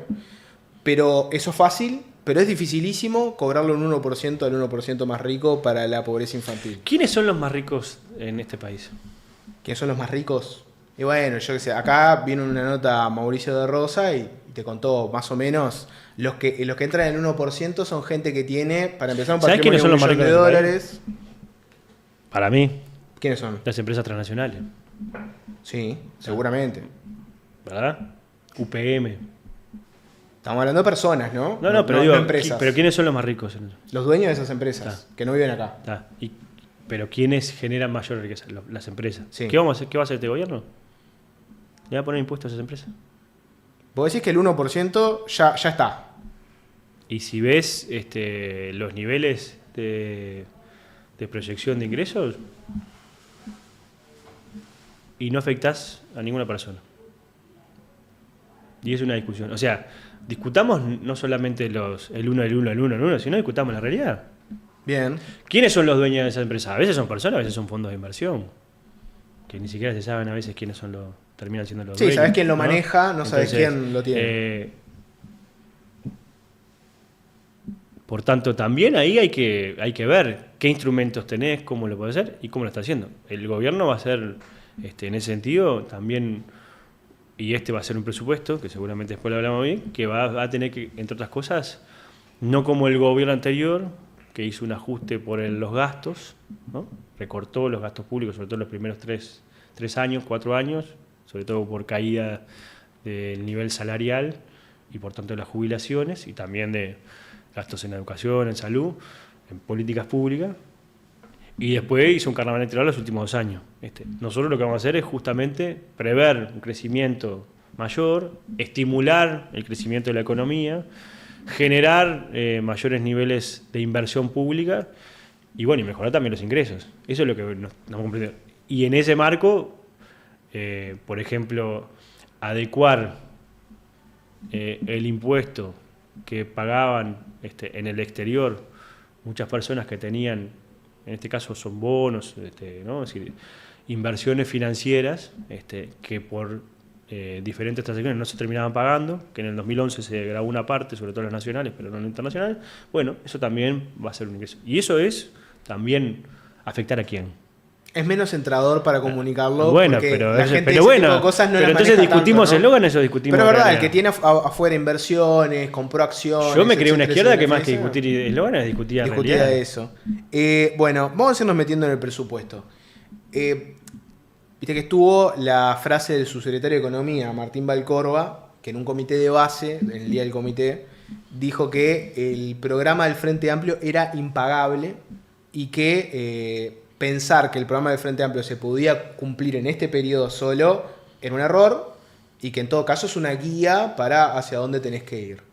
Fue bastante fuerte la expresión de que es impagable el programa del Frente Amplio, generó todo tipo de repercusiones, no sé, desde la oposición dice que ganaron mintiendo, desde el Frente Amplio ha habido distintas respuestas. Contame la tuya, esa frase ¿qué te generó? No, primero, pobre Martín, que lo grabaron en un comité, ¿no? Es decir, en una reunión. Una cosa es lo que vos podés declarar a la prensa, otra cosa es lo que vos conversás con, ¿no? En una. Un topo Eso, en un comité de base estaba ahí haciendo no, periodismo. capaz que el periodista también era integrante del Frente Amplio y también podía estar, ¿no? Tenía esa doble función, pero lo que digo que también es el contexto. Independientemente de eso, yo creo que es verdad que el gobierno, es decir, el programa de una fuerza política es un rumbo, son acuerdos sobre cuál es la visión del país que quiere construir. A veces se puede hacer en un ciclo más corto y a veces son ciclos más largos, ¿no? ¿Que eso quiere decir que vos no vas a comprometerte con las cosas que te comprometiste en la campaña electoral? No, por eso tenemos un plan. Claro, para explicarlo, ¿no? Tenés el programa del Frente Amplio y después tenemos un plan de que establece en 63 medidas, en 5 ejes, que tienen que ver con el crecimiento económico, con la inclusión, con los temas de seguridad, con los temas de infraestructura, con los temas de vivienda. Lo que ahora se asume como compromiso es eso. Claro, no es toda la letra sí, del porque programa. es lo que vos empezás a también a priorizar. Vos cuando te propones hacer cosas, tenés muchas ideas, pero después tenés que también etapabilizarlas, tener capacidades para ejecutarlas, tenés que tener condiciones. Y bueno, si el punto de partida estamos viendo que es además más complejo de lo que nos dijeron, ¿no? Porque los economistas que le gustan usar muchos eufemismos hablan de espejismo fiscal, ¿no? O'Donnell dijo, vivimos un espejismo fiscal. 2.8% del PBI y 4.3, 4.2, 4.4, si le agregás el resto que estaba por fuera. 2 con algo era la proyección que había el año pasado y 4 con algo es lo que termina. ¿Sabés cuánto dinero ahora. es eso? 1.200 millones de dólares de diferencia. O sea, si yo no soy economista, pero equivocarte por 1.200 millones de dólares, o hubo un carnaval electoral brutal, y además hay cosas que ni siquiera se contabilizaron, ¿no? O sea, se adelantaron parte de los impuestos que tienen que pagar las empresas públicas. O sea, ya está, lo pasado pisado, como dicen Pero te algunos. cambió el panorama. Pero te cambia también, ¿no? Porque en realidad, si vos estás hablando de que un presupuesto de 10.000 millones de dólares, tenés 1.200 millones de dólares más de deuda de lo que se planificó que ibas a tener, estás hablando más de un 10%. Si lo tomás incluso hasta como parte del incremento en términos de funcionamiento y transferencia, son 10 veces más, ¿no? 1.200 millones sí, son claro. 140. Entonces, también ahí tenés una... Y ahí, ¿cuánto 1% tenés? Como un 1,5%, Muchísimo, ¿no? Entonces, por eso. También, y eso es parte también de lo que vas a tener que corregir, porque en realidad el gobierno, entre otras cosas, se propone entregar las cuentas públicas en la próxima administración con un nivel de endeudamiento, un déficit fiscal menor. El presupuesto admite que va a subir el déficit en el corto plazo, o sea, este año. Y este año sin duda porque están todas las y cosas. Y después lo va a bajar paulatinamente. Sí, casi 1 punto y pico, o sea, casi 3. Y antes de eso, opinión personal, ¿no? Para mí, Valcorba no le pegaría mucho porque me parece que dijo una gran verdad, ¿no? El tema es que ahí, y ahora viene la pregunta, hay un gran debate en el Frente Amplio que tiene que ver con el programa, ¿no? Es histórico, ¿no? ¿El programa mandata o es una guía? Y vos tenés al militante de a pie que lo que te dice es: mirá, Daniel, yo recorrí puerta por puerta, hablé con mis vecinos, con mis amigos, los convencí del voto y yo les decía el programa del Frente Amplio, lo discutimos en la base, nos juntamos. Sí, está bien. Y ahora me decís que no lo quieren cumplir, que van a hacer lo que... Nadie dice que no lo vas a cumplir. Lo que está diciendo es, vos tenés, esto es un proceso, hay un ciclo político, necesitamos incluso hasta varios gobiernos para cumplir parte de esas... Nosotros en el periodo pasado también dijimos que íbamos a aumentar la inversión en ciencia y tecnología e innovación, llevarlo al 1%. La aumentamos, pero no llegamos al 1%. porque no lo pudiste hacer, porque vos tenías que utilizar esos recursos de repente para invertir en otros lugares que de repente se precisaban, como el Sistema Nacional de Cuidados, ¿no? Entonces, y gobernar, entre otras cosas, es elegir y también priorizar algunas cosas. Si tuviéramos un pozo petrolero, teníamos, ¿no? Incluso así también está difícil, ¿no? Porque hay países que tienen todas esas condiciones y tienen esas dificultades. Entonces creo que también tenemos por lo menos que ser sensatos en algunas cosas y también al mismo tiempo dar debates en la sociedad. Yo creo que la izquierda, en la que yo me crié, entre otras cosas, también entendía que hay un proceso de acumulación de fuerzas. ¿Qué significa eso? No es todo nada. ¿Y qué significa? Que hay debates que vos tenés que dar con la sociedad. En el 2004 nadie discutía, desde el punto de vista público, que era necesario realizar un plan de emergencia y transferir recursos de manera directa a las familias uruguayas para que tengan un sostén de vida, o por lo menos sean un trampolín para insertarse nuevamente en la sociedad. Eso hoy está en discusión, ¿no? Hoy hay actores políticos, sociales de nuestro país, con voz pública, que entre otras cosas critican las transferencias directas a las familias uruguayas, ¿no? Y tiene que ver incluso hasta con nociones de equidad o de justicia. De hecho, no muy lejos de acá, ganaron las elecciones un presidente discutiendo el concepto de justicia social, ¿no? Diciendo que en realidad esa idea de que en realidad existen un conjunto tan amplio de derechos que tienen que ser asegurados es un concepto perimido, ¿no? Milei lo que dice es que el Estado lo que hace es sacarle a uno para darle a otro. Claro, que es como un Robin Hood al revés, ¿no? Entonces, yo creo que eso también, y repito, yo te lo decía al principio, no está de moda el progresismo y la izquierda, ¿no? Lo que está de moda justamente es la indignación, es echarle la culpa siempre al otro, ¿no? Porque en realidad las sociedades también están rotas, ¿no? La idea esa del ascenso social progresivo está en discusión, entre otras cosas también por la acumulación de riqueza, por la situación que se está viviendo de desigualdad, de falta de democracia. Es decir, hay un conjunto que el Uruguay las afectan, que nosotros no somos una isla, somos una penillanura levemente ondulada, todo tarda pero llega.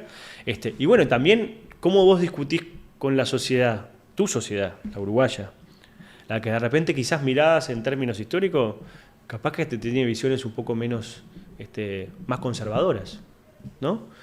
Para mejorar esas cosas y para justamente decir, bueno, cómo yo avanzo en estos temas y también gano densidad, porque en realidad las ideas que triunfan son las que germinan la sociedad, no las que uno dice en un micrófono o en un estrado o escribe en un programa. Y además son las que después son más difíciles de sacar si perdés las elecciones y hay un gobierno. Entonces me parece que también ahí tenés todo, por ejemplo, un ejemplo sobre la discusión sobre los derechos y la posibilidad de las mujeres de abortar. Fue un debate muy importante. Creo que la sociedad avanzó y logró tener niveles de consenso político importante para tener una ley que podría ser mejor, ¿no? Sin duda. Pero cuando algunos promovieron la derogación no tuvieron casi apoyo, ¿no? Entonces, bueno, eso también dice que parte del debate que vos tuviste tuvo, además el efecto normativo, también el efecto en la sociedad. Y bueno, yo creo que eso también, ¿no? Y bueno, yo creo que sí. Y vamos a meternos un poquito con el presupuesto ahora sí. El incremento es de 140 millones de dólares. Básicamente esto es, vos agarrás el presupuesto del último que entregó la calle y le sumás 140 millones de dólares. Es un incremento que ahora lo podemos discutir cuánto es, si es mucho o poco.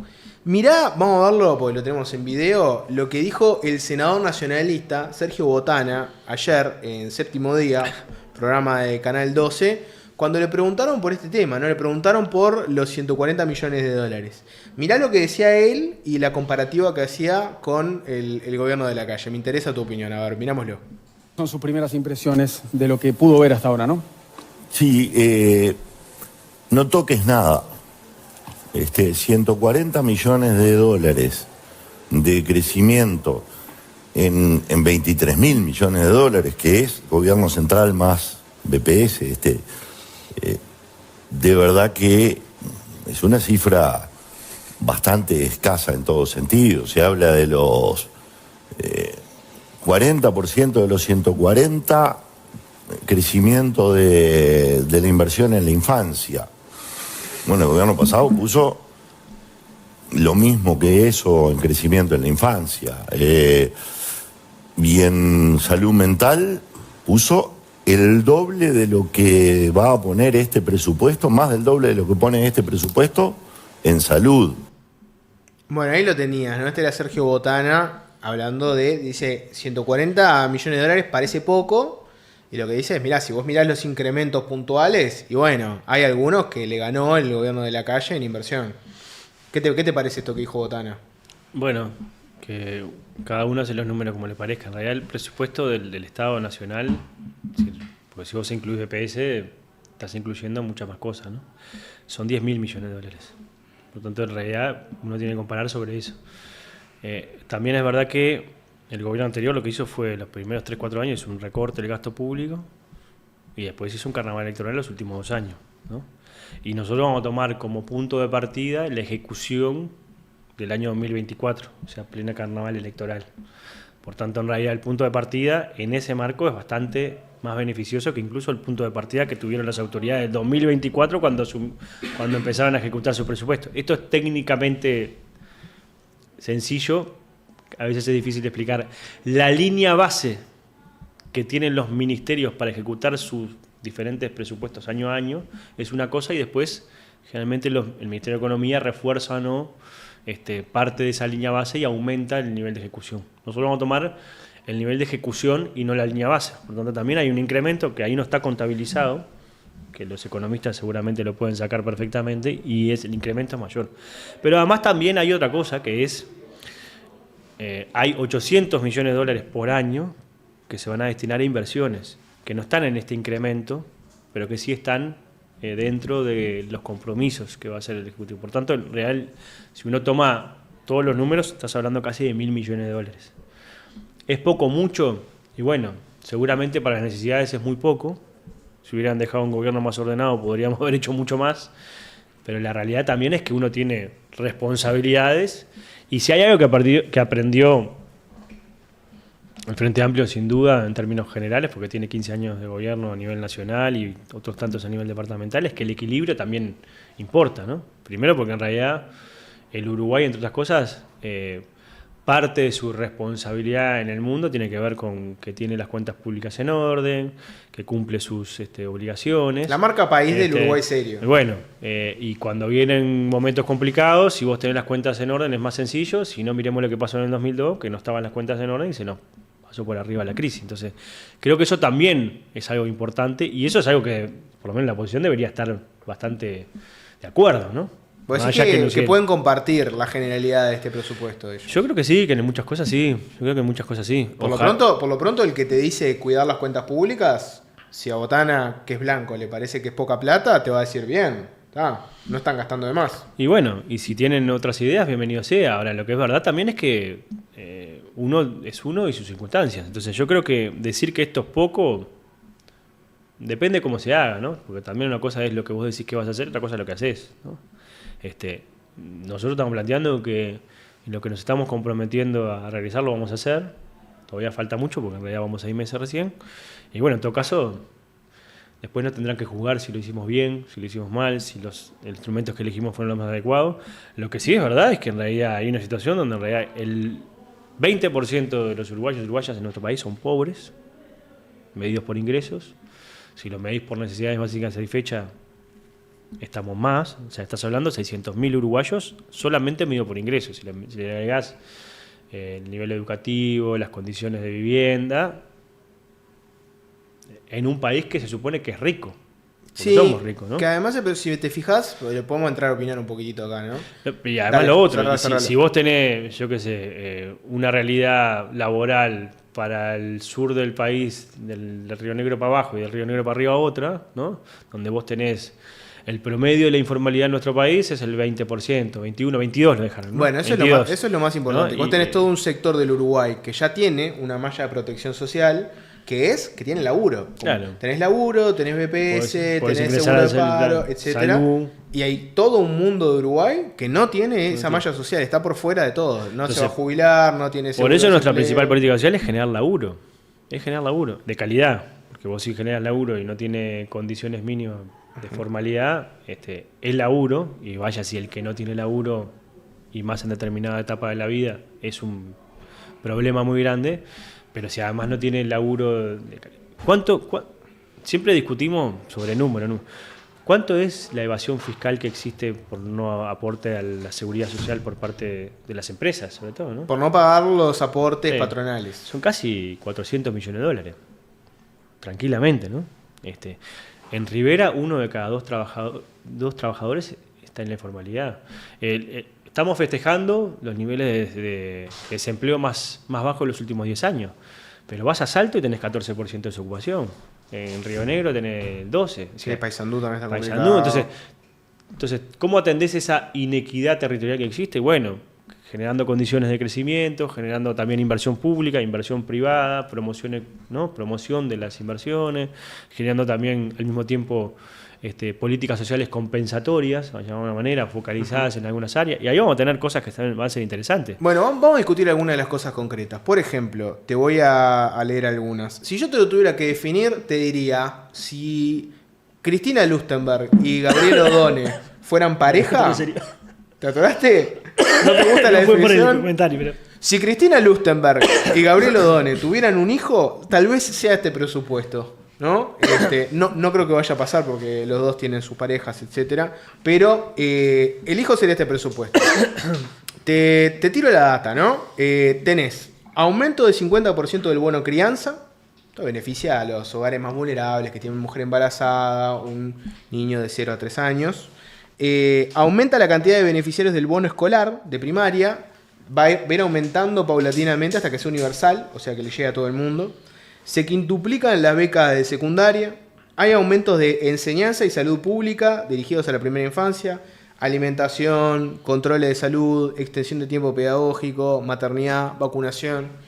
Está bien que yo te pregunte, ¿el foco 1 de este presupuesto son los niños vulnerables de la extrema pobreza? Sí, la desigualdad, si querés en términos más generales, sí. Sí. El foco principal va a ser el crecimiento y el trabajo, y también el tema de la desigualdad y la inseguridad, la equidad tributaria, pero eso es uno de los focos. Y creo que va a ser una mirada más amplia, ¿no? Porque en realidad todos los indicadores te dicen que vos tenés un cuello de botella sobre todo en los centros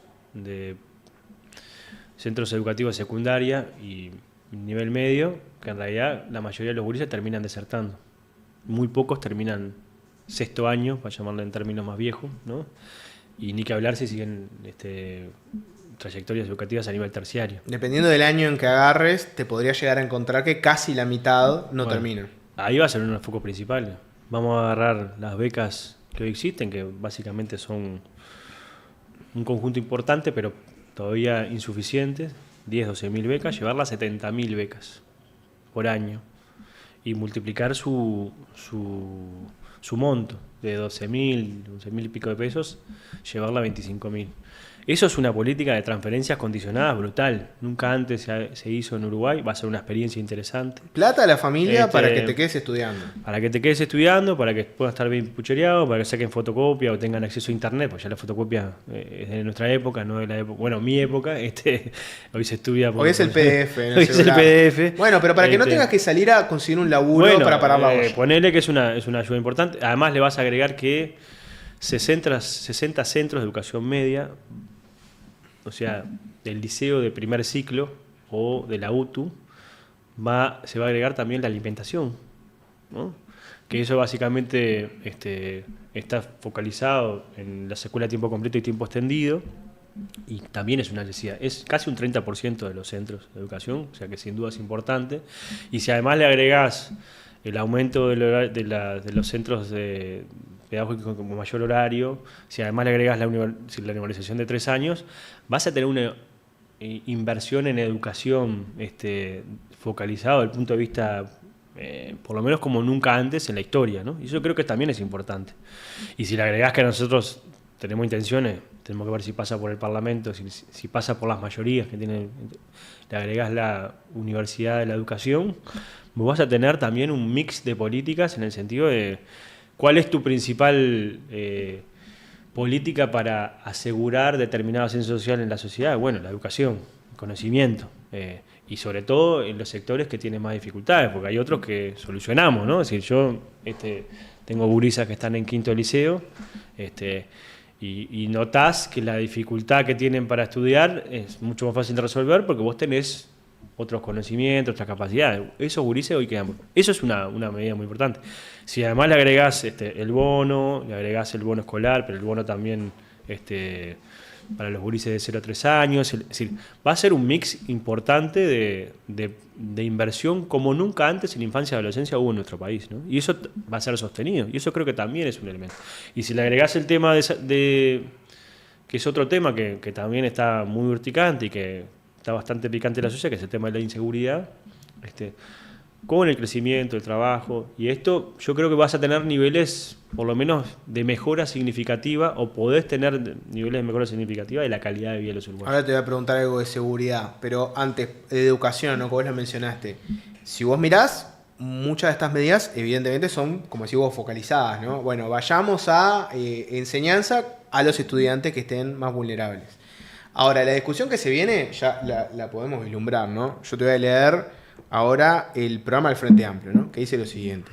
Cumpliendo con el compromiso histórico de nuestra fuerza política, retomaremos el crecimiento de la inversión en educación pública estatal sobre la base del 6% en educación más el 1% para investigación, desarrollo, ciencia, tecnología e innovación, garantizando alcanzar estas metas en el periodo de gobierno 2025-2030. Y claro, la discusión que se va a venir ahora va a ser, ¿llegás al 6% más 1 en educación y es una innovación? parte de la discusión, sí, es una parte. Pues la respuesta es que no. Por supuesto, es una parte de la discusión. Es lo mismo, el instrumento y lo más denso que tenés que discutir. Yo creo que en la medida que vos vayas instrumentando algunas medidas de este estilo, vas a ir acercándote. No sé si lo vas a lograr en 2025 o 2030. Pero lo que es verdad es que vas a un cambio en la lógica que se venía instaurando en los últimos 5 años, que hubo recorte, que hubo un proceso de deserción muy importante y que hubo sobre todo un ataque a la educación pública, ¿no? Porque en realidad lo que hubo fue un ataque a la educación pública por parte de las autoridades de la educación, persecución sindical, mediante, persecución estudiantil. Hoy hay otro clima. Que quieras que puedas hacer las cosas que te propones es otra cosa. Ahora, sin duda, creo que también hay un elemento que a vos te permite y después al mismo tiempo ir generando las condiciones para que también cuando existan esos recursos también los puedas ejecutar, porque muchas veces no es solamente poner plata, sino tener capacidad de ejecución para que eso llegue a buen puerto. Y también el punto de partida es complejo. Yo me reúno, mirá, yo voy jueves y viernes al interior, estuve yo que sé, en Salto, Rocha, Maldonado. Y vos hablás, jefe de policía, intendentes de todos los colores políticos, sobre todo blancos, porque son la buena mayoría blancos, directores de hospitales, directores de salud, directores del MIDES. Y todo lo que te cuentan es que hay un problema institucional grave en nuestro país, que es que en realidad hay muchas cosas que se han roto en ese sentido. Y que eso después también te dificulta no solamente la coordinación institucional para determinadas políticas, sino también la implementación de algunas cosas. Entonces también, no solamente el problema del Uruguay se solucionó con plata. Básicamente hay mucha falta de inversión en muchos lugares y vos tenés un gasto que además es recontra regresivo, porque vos gastás más en los adultos mayores, por algo tenés esos niveles de pobreza, de 3%, y mucho menos en los gurises, y eso está te claro. Puedes encontrar casi y eso un está cuarto claro. en la pobreza. Pero no quiere decir que solamente eso se resuelva con recursos. Tenemos que también generar mayor institucionalidad, programas que a veces también nosotros tenemos que testear que funcionen bien. Nosotros tenemos la idea de que hay que generalizar todas las políticas de una y para siempre, y hay que también tener planes pilotos para ver que hay determinados programas que inciden o pueden mejorar la vida de muchos uruguayos en determinado contexto y otros que no. ¿Hay alguien, porque está bueno lo que decís, hay alguien en la izquierda, ¿por qué la izquierda está tan atada al tema del número, del 6 más 1? ¿No? Siendo que lo que vos decís es, en definitiva, no es tanto lo importante el número, sino cómo gastás la plata, en quién la gastás, lo podés hacer con una perspectiva de izquierda, de favorecer a los más vulnerables. ¿Por qué el Frente Amplio, concretamente en el programa, está tan centrado en... O sea, el programa del Frente Amplio te dice tenés que llegar al 6% más 1 en este periodo. ¿Por qué está tan centrado en eso? Y bueno, yo qué sé, a veces son debates que se dan. Es decir, el programa del Frente Amplio es un programa más súper participativo, debe ser los más participativos de la construcción política de toda América Latina, ¿no? No porque seamos una cantidad muy importante, sino porque en realidad la mayoría de los programas en los partidos políticos los hacen los técnicos. No, y duran años en hacerlo, ¿No? charlas de base. Entonces también, es verdad, y después eso se vota democráticamente en un congreso, allá en el Palacio de Peñarol, generalmente nos morimos de calor, porque generalmente hacemos los congresos en pleno verano, y ya ingreso a la primavera bastante entrada, entonces son cosas que se dan y se negocian. Ahora, eso no quita que después de lo que vos definís, primero no se quiera intentar hacer, porque yo creo que no hay ningún ministro de Economía, ningún ministro de Educación, ningún presidente de la ANEP que no quiera tener esos recursos y pelee por eso. De hecho, el mensaje de la ANEP establece, entre otras cosas, llegar a eso, ¿no? Pero bueno, después está uno y la circunstancia. Ahora, pensar que uno lo hace nada más las cosas por falta o por más o buena voluntad, no es propio de alguien que hace política todos los días, ¿no? Es decir, uno también tiene que tener cierto... Y creo que también lo otro es eso. Yo creo que tenemos que salir de la cabeza esa generalizante que tenemos en algunas cosas. Y los uruguayos, ¿no? Te pongo un ejemplo. Nosotros tenemos un sistema de limpieza en Montevideo que generalizamos los contenedores a todos los barrios de Montevideo. Y los vecinos mismos te decían, acá, cuando pasaba el camión para recolectar la basura y yo tenía que sacar la basura, no había una bolsa tirada en el piso. Y pusimos un contenedor y ahora hay vecinos que tienen un basural en la casa. ¿Vos decís la misma solución para todos? La misma solución para todos, no es lo mismo, es decir, no puede ser. Pero por supuesto que hay que asegurar los mismos derechos, pero después, por algo existen determinados también dispositivos, y creo que hay que también testear esas cosas y también en ese sentido, trabajar en base a evidencias, ¿no? Que eso también es algo que a veces a las políticas públicas de nuestro país, por suerte tenemos un INE, un Instituto Nacional de Estadística, que tiene cierta jerarquía, que nadie cuestiona la evidencia que realizan en cuanto a las cifras oficiales, pero también es verdad que nos falta más discusión sobre esas cosas, porque también, en última instancia, las políticas públicas, además de debatirse, además de cuestionarse, también tienen que evaluarse, tienen que saber realmente qué impacto han tenido, ¿no? Otra más de educación y vamos a seguridad. ¿Este presupuesto no tiene un debe fuerte con la Universidad de la República? Te lo planteo así. La UDELAR pedía sí. un incremento de $356 millones para el quinquenio. 52% de incremento. Y este presupuesto le asigna 350 millones de pesos anuales.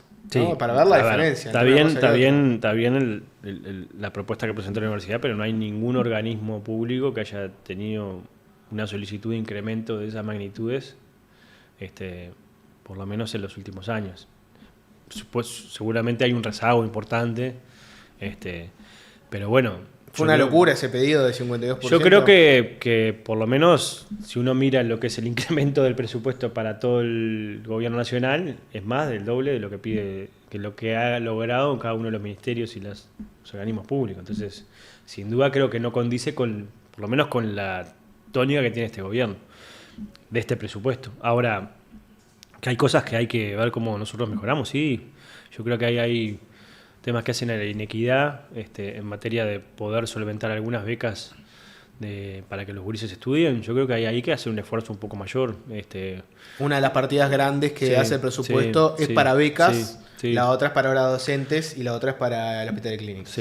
Sí. Yo creo que lo del hospital de clínicas es algo que todos los recursos que hemos invertido, la gente en general, yo no me atiendo en la clínica, pero me he ido a vacunar cuando fue la crisis sanitaria y uno ve los cambios, ¿no? Es decir, mi vieja laburaba en la clínica, yo me acuerdo que laburaba en la clínica médica B allá en el piso 10 y no funcionaban nunca los ascensores, teníamos que subir por escalera y vos ves hoy otro nivel de gestión. Pisos abandonados, ¿no? Muy estéticamente muy llamativo ir a uno de esos pisos todos abandonados para filmar una película de terror fenomenal. Y hoy como mensaje no es tan bueno. No, y hoy el hospital es otra cosa, ¿no? Vos lo ves. Y bueno, capaz que ahí hay esfuerzos importantes para hacer. También el tema de descentralización. La Universidad de la República tiene 160.000 gurises y gurisas estudiando. Y ahora 30.000 de 160.000 gurises son son del interior y estudian el interior del país. Lo que te dicen de lo del ARE es que ellos hicieron un pedido tan ambicioso porque en parte querían financiar un programa fuerte de descentralización y de llegada al interior del país. Sí, igual lo que ellos nos dijeron, nosotros nos reunimos con las autoridades, lo que nos dijeron que en descentralización querían más bien fortalecer lo que ya tenían y no aumentar tanto, pero hay compromisos importantes en Colonia, en Soriano, hay un proceso muy importante que se hizo con acuerdo con la Intendencia de Paysandú, en Paysandú. Si yo te entendí bien, el argumento general sería, no es que nosotros nos quedamos cortos, es que ellos se fueron de largo con el pedido. Y que además el incremento presupuestal de este presupuesto también es un incremento equilibrado, para llamarlo de alguna manera. Entonces también ahí tenés una dificultad. Yo creo que hay temas que hay que ver cómo se atienden, capaz que con redistribución de algunos rubros también se pueden atender cosas más específicas, pero vamos a estar lejos, sí, claro, lejísimo. Bueno, explicarle a la gente cortito que esto es, digamos, la plata nueva que entra. Vos después tenés la plata que ya tenés y la posibilidad de sacar de un lado y poner en otro y redistribuir. Y bueno, y además también hay rendiciones de cuenta todos los años, ¿no? También. Te llevo a seguridad, porque hay mucha cosa. Digamos la verdad, yo no lo puedo abarcar todo este presupuesto, te imaginarás, ¿no? 720 artículos. No, falta muchísimo. Estamos yendo a lo general. Seguridad. Tenés muchas cosas ahí. La creación de la Dirección Nacional de Policía Comunitaria, más policías, o sea, llenar vacantes, más cámara de videovigilancia, más drones, más tobilleras, y desde el punto de vista de la cárcel se aumenta el presupuesto para más operadores penitenciarios, los que trabajan con los presos. Se busca crear más plazas para reducir el hacinamiento. Está la propuesta de 2 centros más. ¿Qué destacarías vos de seguridad de este presupuesto? Bueno, yo creo que es también un presupuesto bastante ambicioso. Es el principal problema que tiene la sociedad uruguaya. Yo no leería el presupuesto de seguridad solamente desde la óptica del Ministerio del Interior, porque la seguridad es mucho más amplia. Ahí tenés que ver también el acceso a la justicia y lo que se va a hacer también con algunas fiscalías especializadas que se van a crear. Hay una, por ejemplo, de violencia de género. Sí, también se va a crear una en Ciudad del Plata, que sin duda es una fiscalía muy necesaria porque es una ciudad que ha crecido mucho poblacionalmente. También tenés que ver no solamente el recondicionamiento de algunos centros y la construcción de algunos centros nuevos de reclusión, cómo se va a fortalecer las medidas de privación, alternativas a la privación de libertad, con la incorporación de más tobilleras, eso creo que también es importante. Y acá tenemos una discusión, bueno, hay que hablar el tema de cómo mejoramos el combate y sobre todo la represión de los delitos y cómo hacemos también para mejorar la prevención. Ahí hay un programa muy importante que se va a desarrollar, que es el programa Más Barrio y Más Vida, que no está dentro del Ministerio del Interior, va a estar en el Ministerio de Vivienda, que tiene que ver con la intervención entre casi 40 lugares, 40 barrios de nuestro país, justamente para trabajar no solamente en la relocalización o la mejora del entorno de las viviendas de cada una de esas familias, sino también cómo llevamos algunos servicios públicos como el CAIF, el jardín, la escuela de tiempo completo, el liceo con la alimentación, ¿no? Y desarrollamos alguna política más de prevención. Porque ahí hay cosas que son de muchos lugares, ¿no? Yo sé, los clubes que están pensados para la primera infancia y eso son parte de esto, pero van por otro rubro. Claro, o sea, y eso no también solo... es inversión. Exacto. Es decir, la inclusión también es invertir en seguridad de vida de la gente y bueno, en prevención. Y después hay otra discusión que también hay que darla. En la sociedad nuestra se metió el concepto, Pepe lo decía siempre, ¿no? Es decir, se ha cambiado un poco el concepto entre justicia y venganza, ¿no? En Uruguay hablar de justicia restaurativa es hablar en chino básico, ¿no? Y esa idea de que todos los que cometen delitos tienen que estar encerrados en un centro de reclusión para teóricamente reinsertarse es una idea que primero fallida, porque en realidad no existe. Tenemos 16.000 y pico, casi 16.500 personas privadas de libertad. Gastamos, vos ya sabés, muchísimo dinero ahí, casi $1.000 por persona privada de libertad. Y no te ríen de la plata que pones porque salen peor de lo que quemamos $250 millones. 250 millones de dólares. Es una calecita, ¿no? Que terminás haciendo. Es el gasto más regresivo, además. Porque sí, ni siquiera... es una bicicleta impagable. Entonces, porque está... ¿Cómo haces para, al mismo tiempo que los que necesitan tener una pena, que estén recluidos, que puedan tener un trato y un tratamiento, como dicen los que trabajan en estos temas, lo tengan, que eso hoy no lo tienen, y al mismo tiempo cómo haces para de repente poder establecer algún tipo de pena diferente en algunos casos, que no sea ir a firmar a la comisaría y seguir haciendo cualquier cosa, sino que también tenga un proceso. Y eso también es una discusión que el Uruguay hemos perdido por goleada, ¿no? Ahí entra, por ejemplo, la inversión esta en tobilleras, Sí, que sería sí, para las medidas sí, alternativas. Sí. Y también en mejorar los sistemas de gestión de las penas que se establecen por parte de Fiscalía. Me parece que ahí hay todo un trabajo para hacer. Pero bueno, eso también es muy incipiente, es poco popular, ¿no? Además la derecha metió muy fuerte. Me acuerdo cuando empezamos el gobierno del Frente Amplio en el 2005, esa idea que la izquierda siempre libera presos, ¿no? Y libera delincuentes. Y bueno, yo creo que en realidad el gran problema que tiene la justicia es que los principales delincuentes están libres, ¿no? Ese es el gran problema que tenemos. Y la mayoría de los que están presos son los pobres. No, o sea, y que no los agarras también, ¿no? ¿no? Que ese es el problema que el se ve otro poco. día escuchaba una noticia en Brasil.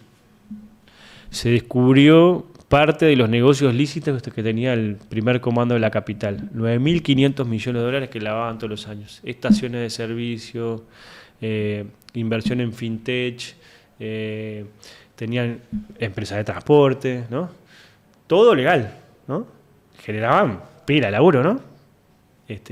Y vos ves acá que en realidad cuando se supone que se combate al delito, los únicos que caen son los perejiles de la boca de pasta base y alguno más. Nunca un lavador. Ni un supermercado, ¿no? Yo qué sé, ni un almacén de barrio, nada. Si parece que... Entonces también en eso ahí hay un ajuste importante, hay un trabajo importante que está haciendo en la CENACLAF, en el organismo coordinador, para también tener mayores niveles. Vamos a bajar los límites de los montos para hacer negocios con dinero efectivo. Pero bueno, esas son todas cosas que hay que ir como también mejorando, porque son canillas que están abiertas. Y bueno, y además sabemos, ¿no? Si el Uruguay es un país que además no solamente de tránsito, sino de acopio, la droga, ¿no? El otro día cayó una casa ya sin querer, no sé, en la investigación que hicieron en Paca Blanca, pero la acopian solo en casa, no hay depósitos, no hay, Vos te metiste no hay ahí camiones, no hay... Te metiste ahí con un tema que es el acceso a la justicia. El presidente de la Asociación de Magistrados Fiscales, William Rosa, después de que se entregó la ley de presupuesto, tuiteó lo siguiente, te leo textual. Ya vi el proyecto que envió el Ejecutivo al Parlamento y a la Fiscalía. Migajas. Hace 10 años ininterrumpidos que el sistema político no le otorga a Fiscalía ni mínimamente lo que necesita para funcionar. A no fingir demencia después. ¿Migajas es lo que le dio el presupuesto a Fiscalía? Bueno, cada uno valora en función de las expectativas que tiene. Se destina un dinero importante, yo me acuerdo del monto, para la creación de algo que existe en la Suprema Corte de Justicia o en el Poder Judicial, que es una escuela para fiscales, ¿no? Que es algo importante, porque en realidad, si bien la Fiscalía, a partir de la reforma del Código de Proceso Penal, empezó a tener otro tipo de dinámica y otra presencia pública, también es verdad que existe y tiene otras exigencias. Y yo comparto en parte lo que dicen los fiscales acerca de que en realidad hay también una falta de equidad entre la labor de los jueces y la labor de los fiscales. Los fiscales terminaron asumiendo muchas responsabilidades que los jueces tenían, pero no teniendo todas las herramientas. Y eso hay que ver cómo se sigue trabajando. Pero también al mismo tiempo hay un tema de formación. Uno ve a veces la labor de algunos fiscales y te llama un poco la atención, ¿no? Es decir, en términos, no tanto en cuestionamiento de sus fallos, ¿no? Que eso en todo caso te podrá llamar la atención, podrá estar de acuerdo o no, sino más bien en cómo se paran públicamente, en la defensa de algunos casos. Yo creo que falta también ahí un poco más de formación y de unidad. Los jueces en eso han sido como trabajando con otra escuela, la vieja escuela. Y bueno, hay parte de eso que se pone en el presupuesto, capaz que será poco, pero me parece que también es por lo menos un sentido, ¿no? Y yo creo que siempre en la vida es eso, ¿no? ¿Cómo te parás? Es decir, de la parte que falta, de la parte que avanzás y mirás todo lo que falta, o de la parte de afuera y decís, a mí no me sirve nada. Cada uno se puede colocar donde quiera. Ahora, yo creo que también hay que ver las cosas en su justo término. Bien, para cerrar, porque ahora estamos hablando de los titulares, esto hay que desgranarlo fuerte después. Vos vas a estar en el Parlamento negociando. ¿De dónde van a salir los votos que necesita el Frente Amplio para aprobar el presupuesto? Para vos. Salen de los partidos tradicionales, de blanco, de colorados, salen de cabildo abierto, salen de identidad soberana.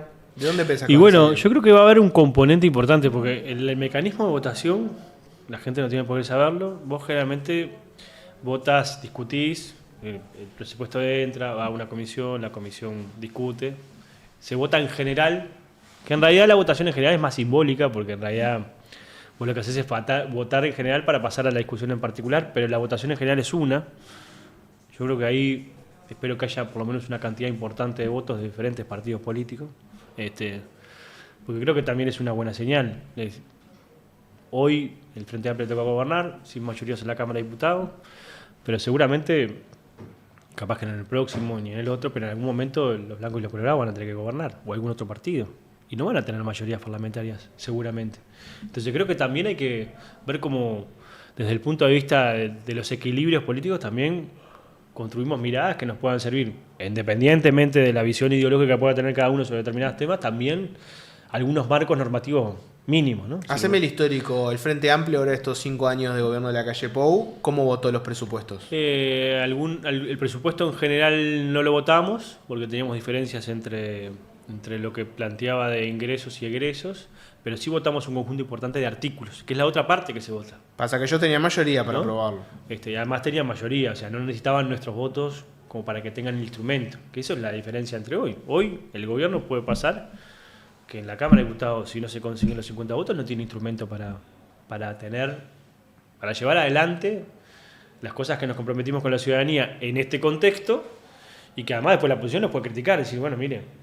¿No pensás que te la van a cobrar esa, que te van a decir, bueno, no nos votaste nuestro presupuesto? Ahora nosotros no te votamos el excusas tuyo. para no votar siempre hay. Me duele el ojo, no me dijiste, me miraste mal, ¿no? Y te la dibujo como quiera, ¿no? Pero yo creo que lo que tiene que haber son responsabilidades para acompañar, ¿no? Porque si no, vos en campaña electoral te pasaste diciendo que hay determinados temas que son país, la infancia y la adolescencia, la inseguridad, ¿no? El crecimiento económico, el fomento de la producción. Esos son los pilares del trabajo. Te podrán gustar más o no las herramientas. Bueno, controlame, citar a los ministros, que rindan cuenta, que instrumentaron bien, ¿no? ¿Vos te imaginás? Proponé cosas, proponé. ¿Hay espacio para meter cosas en el presupuesto de la oposición? Siempre hay. Tenés si nosotros no podemos crear más gasto, podemos redistribuir, pero creo que siempre, es más, de hecho las leyes que aprobamos con acuerdos entre los diferentes partidos incluyeron visiones del gobierno en su propuesta original, después propuestas de las oposiciones, y ahí nosotros que tuvimos que cerrar. A mí a veces me toca convencer a uno y a otros para que se cierren. No te digo cuál es más fácil y cuál es más difícil, pero en realidad creo que es también un ejercicio. Ahora, puede haber mayorías para votar en general y mayorías para cada artículo o tema que puede estar interesado, porque por ejemplo hay obras que son para el interior del país, hay obras que son para el área metropolitana, Bueno, hay propuestas que tienen que ver con visiones de país más vinculadas a la visión de la tradición política colorada, otra nación. ¿Sí? Entonces puede haber muchas cosas. Lo que es verdad es que este presupuesto, yo termino con esto, tiene, por un lado, el apoyo de los intendentes, ¿no? Porque Eso tiene un acuerdo de los intendentes. Eso iba a ir. Hablamos un poco de la relación con los intendentes, porque el run es que Orsi tiene una expectativa fuerte en que los intendentes blancos y, por consiguiente, su fuerza política representada en el Parlamento apoyen el entendido que está dando obra, que está buscando ampliar el trabajo en el interior. ¿Esa es la expectativa que tienen ustedes? A ver, lo que es verdad es que yo siento una sana envidia entre el clima de trabajo que existe entre el Congreso de Intendentes y el Gobierno Nacional y entre trabajo que existe por los mismos partidos políticos o por lo menos por casi los mismos partidos políticos en el Parlamento. Es decir, hay más un clima de colaboración en el Congreso de Intendentes y el Gobierno Nacional que lo que existe en el Parlamento, por lo menos en algunos temas, ¿no? Entonces creo que ahí hay por lo menos un talante diferente. Yo creo que el acuerdo del Congreso de Intendentes es bueno, primero porque en realidad es un Congreso que lo integran muchos partidos políticos, la gran mayoría son el Partido Nacional. Se van a transferir casi en estos 5 años una UPM 2, ¿no? En términos de transferencias monetarias, casi $4.000 millones. Y bueno, yo creo que eso también es importante porque vehiculiza la posibilidad de que se aterricen políticas nacionales en los departamentos. Y eso creo que también es importante. Si eso ayuda después para que los senadores y diputados nos den una mano, bienvenido sea. Vamos a ver. También es verdad que este presupuesto creo que es el primero de la historia que tiene un grado de acuerdo con los trabajadores y trabajadores públicos. COFE acordó, los trabajadores de la educación acordaron, los trabajadores de la universidad acordaron, los judiciales acordaron. O sea, hay un nivel de acuerdo desde el punto de vista político y social. Poca conflictividad. Interesante. No digo que haya sido en una discusión amena, pero sí una discusión sensata. Entonces, si todo eso existe, bueno, yo creo que también debería existir por lo menos cierta visión país de los integrantes de los partidos políticos que integran el Parlamento para también ver esas cosas. Blancos y colorados están mucho más duros en su oposición al gobierno y están bastante más alineados.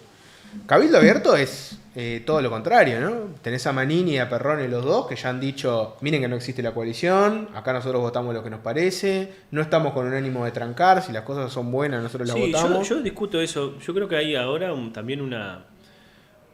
A mí cuando me decían la posición al principio, no, la posición que van a hacer... Bueno, son oposiciones, ¿no?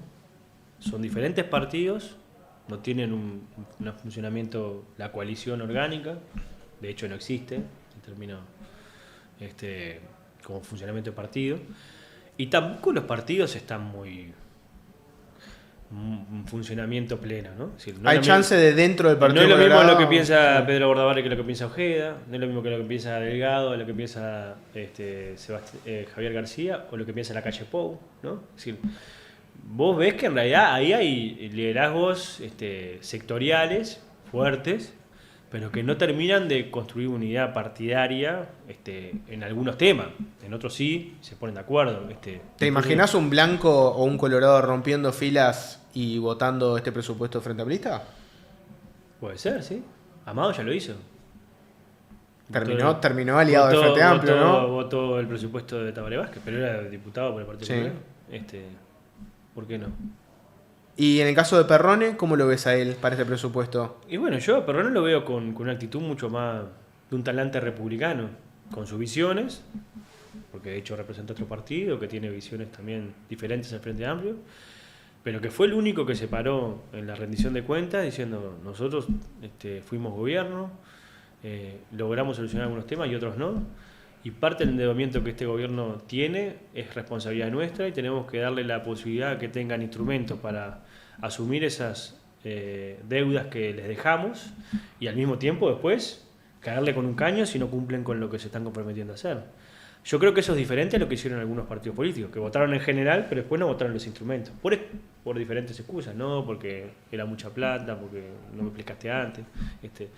Pero bueno, creo que también la gente después evalúa esas cosas, ¿no? Y también hay que ver, o sea, qué va a pasar en el presupuesto.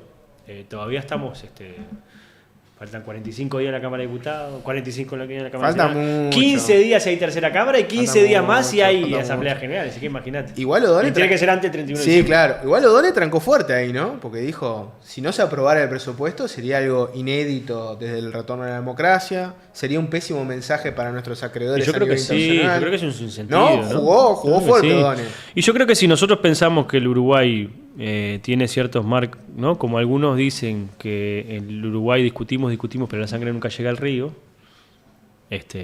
deberíamos también dar esa señal. Mirá, yo recuerdo, yo estaba ocupando el liceo en esa época, en el 2002, ¿no? En el 2002, en plena crisis de que tenía el Uruguay, el Parlamento Nacional terminó votando una cosa que se decía que era una hoja de ruta. Eran 400 artículos que no estaban ni redactados, ¿no? Que los presentó Achugarri a los diferentes partidos políticos y en el medio de la discusión de una rendición de cuentas se tenía que aprobar, quedaban dos anotados, uno era Pepe y otro compañero, si hablaban se pasaba el tiempo y por tanto No se salía. caía la rendición. El Frente Amplio se borró, votaron, el Frente Amplio no votó porque no votó esa hoja de ruta, pero sí lo votaron los blancos y los colorados y tuvieron por lo menos ciertas cuestiones institucionales resueltas. Yo parto de esa base, así que deberíamos tener por lo menos ese talante. Después, por supuesto que hay artículos que podrán tener más o menos mayorías, pero me parece que eso debería ser la discusión. No es lo que abunda, por lo menos en algunos actores. Yo creo que hay algunos actores que están muy nerviosos, muy ansiosos, andan medio fundiendo biela en cierto sentido, ¿no? Están muy apurados. Son más que oposición, son oposicionitis, ¿no? Y bueno, yo creo que eso no le hace bien, a quienes representan, pero tampoco le hace bien al país, ¿no? Porque el Uruguay no aguanta 5 años de campaña electoral permanente. Y además, yo creo que las oposiciones, yo parto de la base de que los uruguayos en general, cada uno vota por diferentes cosas, ¿no? Y si fuera tan sencillo resumir por qué vota la gente, sería mucho más sencillo ganar elecciones. Pero creo que el uruguayo en general, además de ser medianamente más informado, también exige un poco más a la oposición, ¿no? Al gobierno sin duda, porque es el que gobierna. Pero no alcanza solamente con señalar lo que uno hace mal o que el otro entiende que hace mal, sino también proponer cosas, decir qué haría uno si fuera gobierno, hacer gestos. Yo creo que esas cosas además le hacen bien al Uruguay. Y hay ciertos actores de la oposición que andan con otro rumbo. Me parece que hay también, por suerte, otros que andan también con otras ideas, que eso también es importante. Llegamos al final de la entrevista, Daniel. Al que hay que invitar después es a tu hermano, que ahora que me hiciste de acuerdo, pasó de ocupar un liceo a estar como cabeza de la educación pública. Sí, sí. En algún momento un poquito más de cana, ¿no? ¿Le haces acuerdo de eso a él? Cada tanto le decís, mirá que yo me acuerdo cuando vos ocupabas un liceo. ¿Se lo decís? Más o menos, nos vemos poco ahora, pobre. A veces de vez en cuando comemos un asado, pero no, aquel es en el tema de educación. Y pasa una cosa, yo no hablo mucho de mi hermano porque además que horrible, pero es la primera vez que un presidente del Codicen es maestro.